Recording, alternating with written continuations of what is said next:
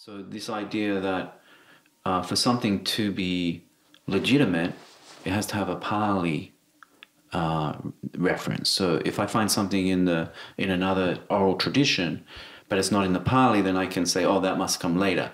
You shouldn't be confident in that sort of take. So can you talk a little bit about that? Well, this is simply an impression that came up because of the way the study of Buddhism developed in the West. Where at first they had all these mainly Mahayana texts, on which like Burnouf and these people were working. And then when, particularly during the time of T.V. Rice Davis, when they came into contact with the Theravada countries, they got this Pali material.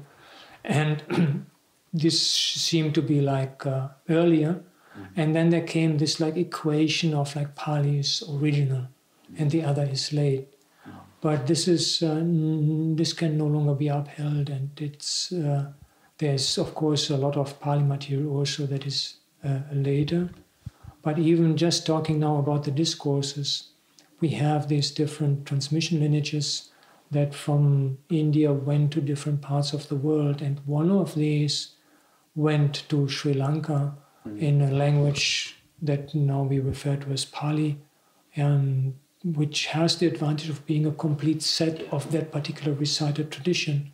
So I still love Pali, I recite in Pali, but there are other recited traditions that some of them, what we find in Gandhari fragments, in Sanskrit fragments, we have a few in Tibetan translation, and quite a lot have been brought to China for translation.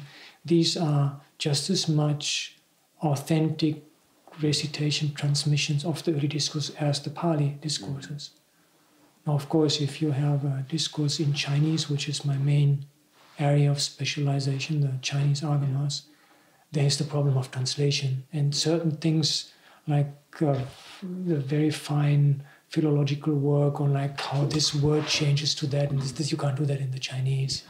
And proper names is a headache in Chinese because you don't. It's very difficult to reconstruct what could have been the Indic original of a proper name in Chinese because they don't have letters. They have just these images. Yeah. But still, as far as teaching is concerned, particularly the Chinese agamas can really help a lot to correct Pali discourses. Yeah. So we cannot just opt for one tradition as the original.